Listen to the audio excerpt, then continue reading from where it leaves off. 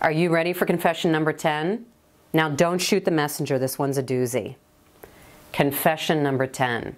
I stereotype, and so do you. Now, I know where you went with that. You instantly went to, oh my gosh, they're admitting that they stereotype against race, gender, creed, size, age, all of those things. You know what? That is not what they are discriminating against. I can count on one hand the number of times that I've seen blatant discrimination like that happening in the last 15 years, but what I see happening over and over and over again is much more subtle. Here's the deal. All of us have our own experiences and baggage that we bring to the table. Some of the main places that I see companies stereotyping in the hiring process is, number one, when it comes to age, they may have a bias against recent college grads. And the bias looks something like this. You know what? I don't have anything against young people, but I don't have time to train people. And I certainly don't have time to train people that they have to show up for work on time, be at meetings on time, if not early, deliver as promised, come to me when they have problems, figure it out on their own, admit when they have mistakes.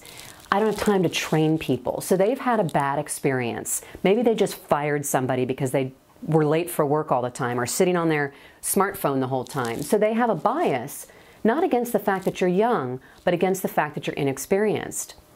If you're aware of this as a potential barrier to your hiring success, hit it head on. Make sure that you express clearly and concisely that you got tremendous accolades from your internship because you were there early every single day. Understand it's a potential concern and be prepared to convince them that it's not going to be a problem with you.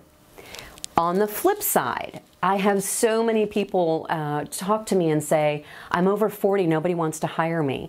Well, potentially, but it's much less about your age and it's much more about a couple of other things. When people are concerned about hiring seasoned workers, if they are, here's what they're concerned about.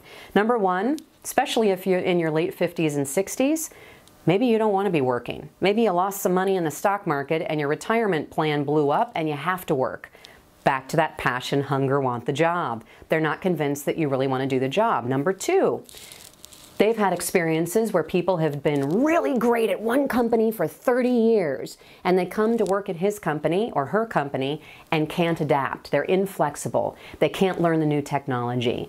So those are some of the reasons people are concerned and will dig about your flexibility, the cultural fit, new technology. What can you do about it? If you're in that camp, you can talk about some of the training that you've been taking on your own to get fresh technology experience. Your adaptability. Maybe you were at one company for 20, 30 years, even 10 years, but you weren't in one job. You were moving inside the company. Maybe you were the innovator, but it just doesn't come through on your resume. You want to know what the potential barrier and concern is and be prepared to convince them that it's not going to be a problem with you. So there are a couple of ideas about what you can do about it. Make sure you're early for your interview. Don't let their stereotypes about previous experiences affect you. Bring your A game, show up early, be prepared, do your homework, and if something is scaring you, pay attention to it. If you think that your age is a barrier, don't ignore it. Write it down, figure out, dig deeper, what might be the real concern behind that, and what can you do to break through that barrier. It all comes down to 4 things. This is what employers are looking for. Are you writing this down? Number 1, do you have the skills and experience? Number 2, will you fit in with the team? That's that cultural fit. Number 3, are you at the right price? Number 4, do you want the job? Keep those 4 things in mind as you're preparing for your next interview, networking scenario, informational interview, whatever it is, and you will knock their socks off every single time. Go be great.